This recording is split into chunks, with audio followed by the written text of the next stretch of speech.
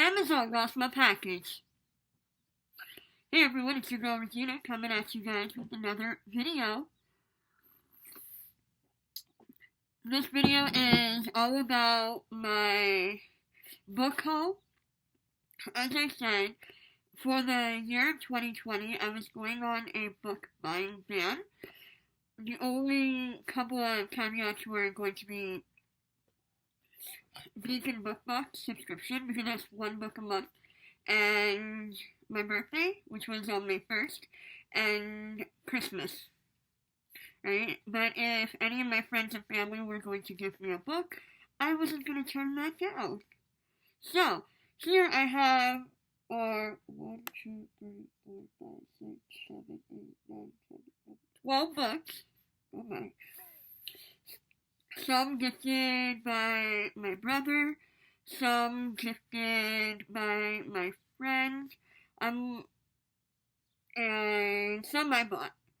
Some books are still on their way to me, so I wanted to do a video now, and the feature books that are coming to me from my birthday list will be featured in another video. Another thing, a couple of these books will be appearing on my June TBR, which is my next video to be filmed. Alright, let's get into it, shall we? I'm going to let you know which books I bought and which books were gifted to me. Alright?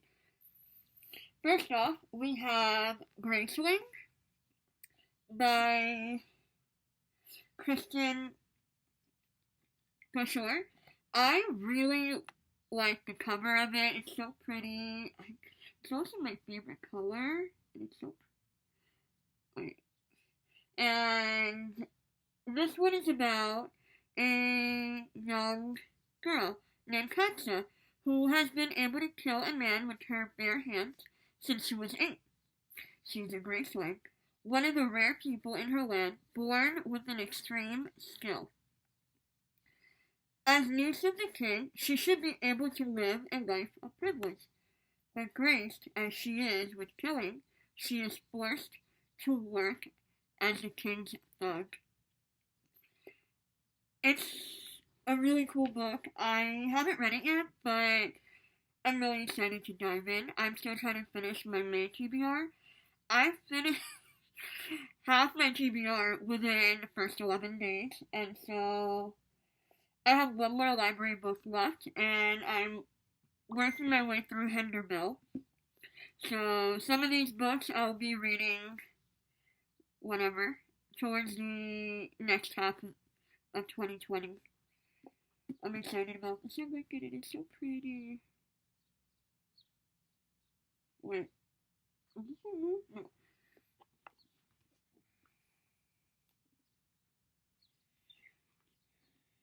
Alrighty. Next, we have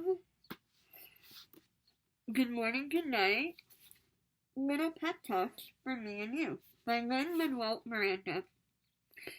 This was given to me by my brother. Graceling I bought.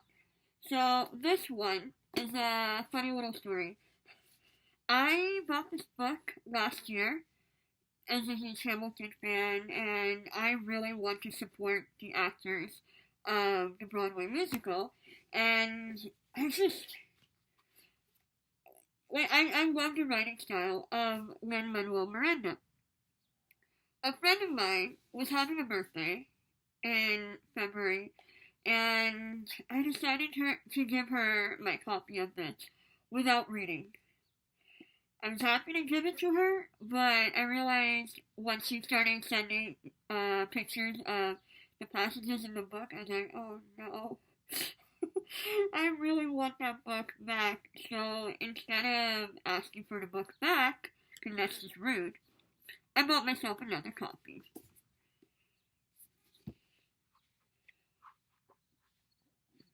I'll read you a passage. Good morning. Take a breath, then another. Repeat. Move at your own pace. You got this. Good night. Take a breath, then another. Repeat. Shake up the day. Sweet dreams. Oh, that's like getting a hug from an author in book form. Next, we have another book that my brother got me. The Starless Sea by Erin Morgenstern. This has been on my list for a very long time because of the cover, and I just, something was drawing me into this book, and another person on BookTube said that the book has flowery writing. I'm a little bit nervous, but I'm going to try not to judge the book by what hearsay, because I know that the Strange and Beautiful Sorrows of Ava Lavender had flowery writing, but it was really good. And on the opposite end of it, I also read Frankenstein, which, as you know if you saw my last video, I wasn't a huge fan. I was not a fan of the flowery writing. So I'm going to see where this lands. So this is what the book is about. Far beneath the surface of the earth, upon the shores of the starless sea, there is a labyrinthine collection of tunnels and rooms filled with stories. The entryways that lead to the sanctuary are often hidden, sometimes on forest floors, sometimes in private homes, sometimes in plain sight. But those who seek will find. Their doors have been waiting for them. Zachary Ezra Rollins is searching for his door. Though he does not know it, he follows a silent siren song, an inexplicable certainty that he is meant for another place. When he discovers a mysterious book in the stacks of his campus library, he begins to read and is entranced by tales of love-lorn prisoners, lost cities, and nameless acolytes. Suddenly, a turn of the page brings Zachary to a story from his own childhood, impossibly written in this book that is older than he is. And so that's some of it. And here is the gorgeous naked version. Oh my god, isn't it pretty? Gold embossed, and it's so pretty. I wanted to read Night Circus by her as well, but that'll be at a later date. I'll probably buy that book for Christmas. It's a big choker too. This will be on my June TBR as well. Good Morning, Good Night. Next, we have State of Wonder by Anne Pratchett. I got this for myself. Again, I saw the cover. Usually, I don't buy books based on covers. I like to read the summary, but even the summary sounded really good. In a narrative replete with poison arrows, devouring snakes, scientific miracles, and spiritual transformation, State of Wonder presents a world of stunning surprises and danger, rich in emotional resonance and moral complexity. As Dr. Marina Singh embarks upon an uncertain odyssey into the insect-infested Amazon, she will be forced to surrender herself to the lush but forbidding, challenging world that awaits within the jungle. Charged with finding her former mentor, Dr. Annick Swenson, a researcher who has disappeared while working on a valuable new drug. She will have to confront her own memories of tragedy and sacrifice as she journeys into the unforgiving heart of darkness. Starring in luminous State of Wonder is a world unto itself, where unlikely beauty stands beside unimaginable loss beneath the rainforest jeweled canopy. So, this is really pretty. It's got the jungly vibe, and since we can't go out due to quarantine, I mean, I do go out, but I wear a mask. I always make sure to social distance and all that. I would really like to just go out and see the world. You know, go to New Jersey, go to the city, and just have a ball. So I will be living vicariously through Dr. Marina Singh in this book. Next, we have our The Book of Life and Shadow of Night. These two, by Deborah Harkness. These are book 2 and 3 of the All Souls trilogy. I was reading a Discovery of Witches last month, and I liked the book so much. I'm at the halfway point. I liked the book so much that I wanted to get book 2 and 3.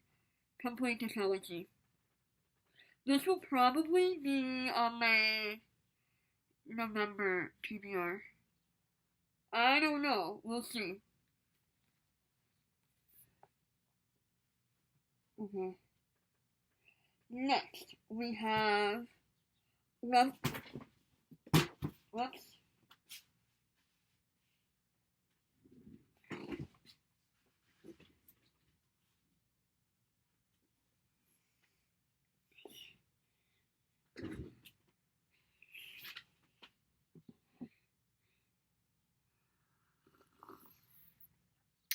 No. Drinking some hot chocolate. Also, the internet died in my house. I think our modem or the internet itself just gave up, and I'm gonna have to upload the videos in my mom's office. I'm filming at home, uploading in my mom's office. Alrighty, next we have Lovely War, by Julie Berry. This one was an impulse buy. Again, I was looking into a readathon for June. Stay tuned. And this is a group read. This is written in the point of view of Aphrodite, who is the goddess of love, and Hades, who is the god of the underworld. This is written in the perilous days of World Wars I and II. The gods held the fate and the hearts of 4 mortals in their hands: Hazel, James, Aubrey, and Colette, a classical pianist from London, a British would-be architect turned soldier, a Harlem-born ragtime genius in the U.S. Army, and a Belgian orphan with a gorgeous voice and a devastating past. Their story, as told by the goddess Aphrodite, who must spin the tale or face judgment on Mount Olympus, is filled with hope and heartbreak, prejudice and passion, and reveals, though a war is a formidable force, it's no match for the transcendent power of love. I am thinking it might be a romance. I'm not sure. Or it might just be like the love of other human beings. Just, okay, let's not show my laundry. Also, I changed my background up there. I had the, vision board of 2019, and that had to go. And obviously I haven't done a vision board of 2020, which is a good thing because I wasn't going to do anything fun like traveling this year anyway with the whole thing. I hope I do get to do that though. Anyways, I'm really excited about this. This is really cool. Next is a couple of books that my pen pal from Colorado got me for my birthday. So what I did was I created a master list of books. You know that question of, hey, what do you want for your birthday? Hey, what do you want for Christmas? It's just one of the most awkward questions because you're like, I don't know what I want, and if I do, I don't know how to say it without being a child about it. So I created a wish list of books, and I gave one to my brother, one to my mom, one to my pen pal, and I have a couple of books. Well, that's just rude. My books fell.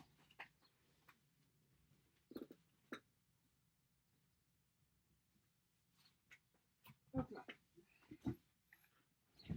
Anyway, so a list between 4 people. Cut the cost down. I got what I wanted, and okay, cool beans. This one is The Kingdom of Back by Marie Lu.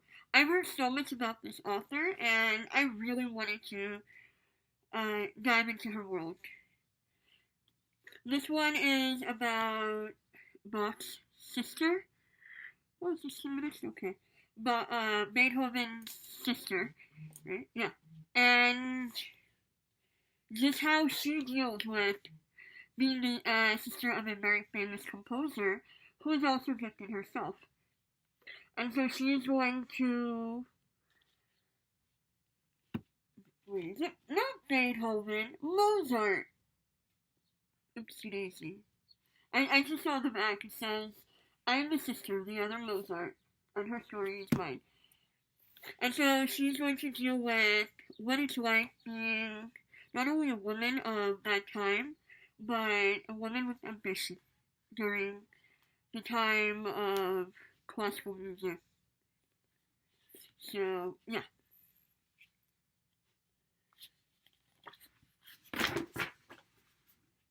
Silver blue with silver writing. It's kind of pretty. And I like the cover itself. And it has a map as well. So, because the history teacher in me is always a sucker for maps. Oh.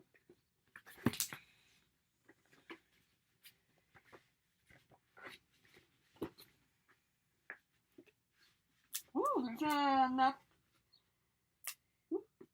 Here too. Cool.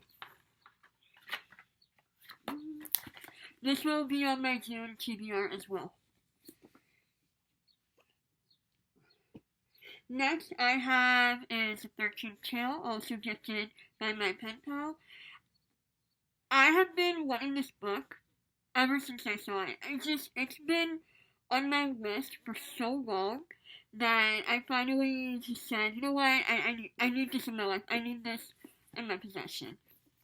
This is called The 13th Tale by Diane Setterfield, who is also an author of Once Upon a River. Reclusive author Vida Winter, famous for her collection of 12 enchanting stories, has spent the past 6 decades penning a series of alternate lives for herself. Now old and ailing, she is ready to reveal the truth about her extraordinary existence and the violent and tragic path she has kept for so long. Calling on Margaret Lee, a young biographer troubled by her own painful history, Vida decenters the life she meant to bury for good. Margaret is mesmerized by the author's tale of gothic strangeness, featuring the beautiful and willful Isabel, the feral twins Adeline and Emmeline, a ghost, a governess, and a topiary garden, and a devastating fire. Together, Margaret and Vida confront the ghosts that have taunted them while becoming finally transformed by the truth themselves. I read something in here, just the quickest thing. All children mythologize their birth. It is a universal trait. You want to know someone? Heart, mind, and soul? Ask him to tell you about when he was born. What you get won't be the truth.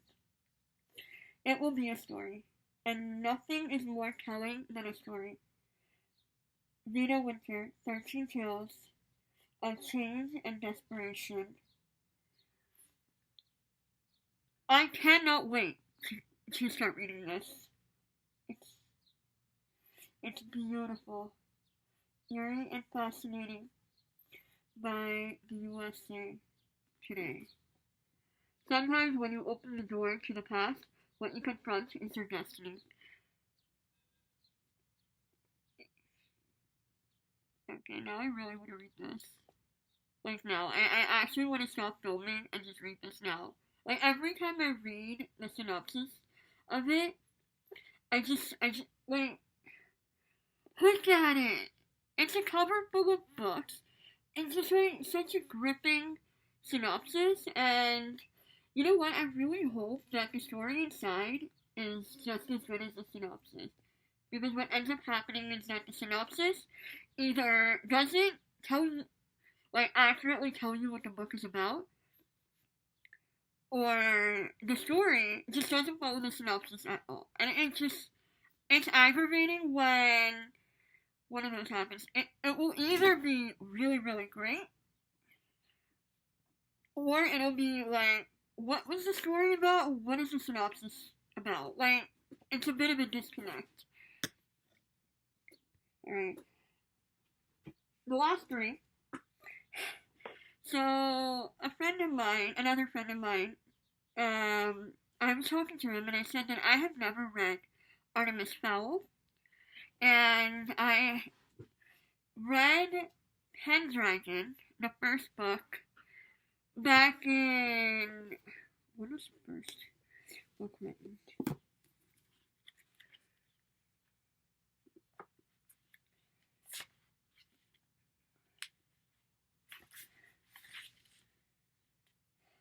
So, this one came out in 2002, so I must have read it around that time. And while I thought it was a good book, I just never continued on with the series for some reason. And so he decided to send me some his copies of the book, which I'll be reading at some point. But so you know what? We'll just okay. So he sent me Pendragon Book 1, The Merchant of Death by DJ McHale. He then sent me Book 4, Pendragon The Reality Bug by DJ McHale. He said that he wasn't sure where Book 2 and 3 went, so he just sent me these two. So that's understandable.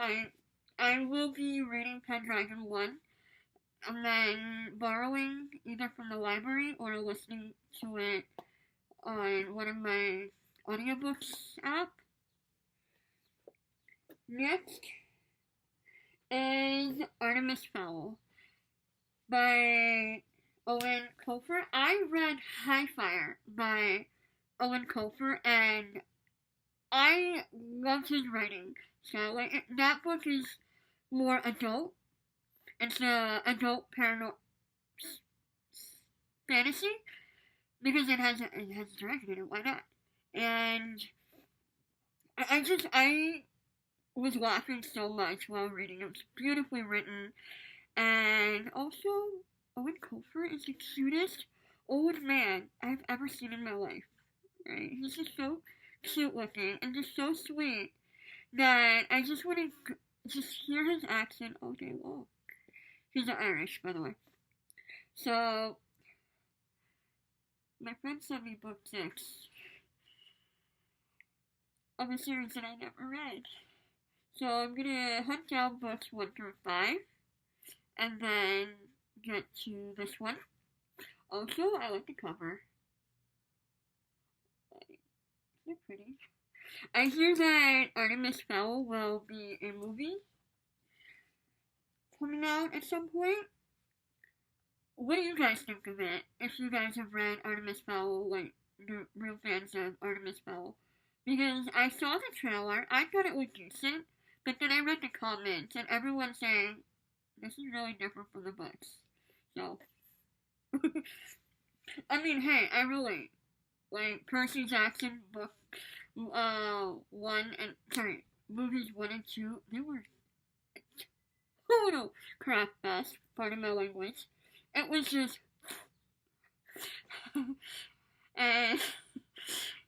and someone actually tweeted to Ryan a few days ago saying, "Oh, why do you? They're just movies. It's not that bad. You know, it's whatever." And writing, "Would you eat a moldy sandwich? It was bad." he com- he com- he compared the movie to a moldy sandwich. He has written an extensive amount of books of mythology, and the first movie he was hyping up for 2 years prior, and he now compares the movies to a moldy sandwich. I mean, that is literally the most amazing thing I've ever heard about a movie. That is just awesome. Hats off, Ryan. Hats off.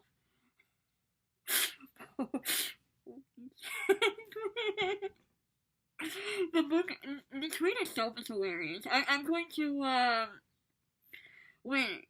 I'm gonna try, tracking that tweet.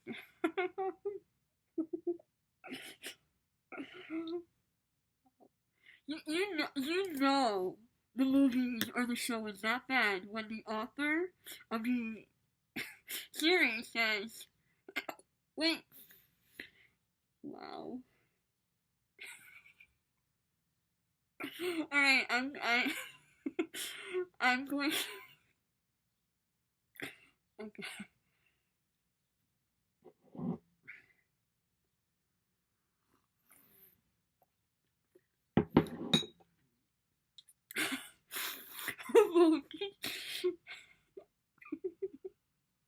Like, if that is not the sickest bird you've ever heard, I don't know what. Alright, I'm going to end this here. It's a 20. How did it get to 27 minutes long? Oh well. I talk too much. What is it? Alright. I will see you guys later. Bye bye. Have an awesome day. And stay safe. Bye. Comment, like, subscribe. Bye.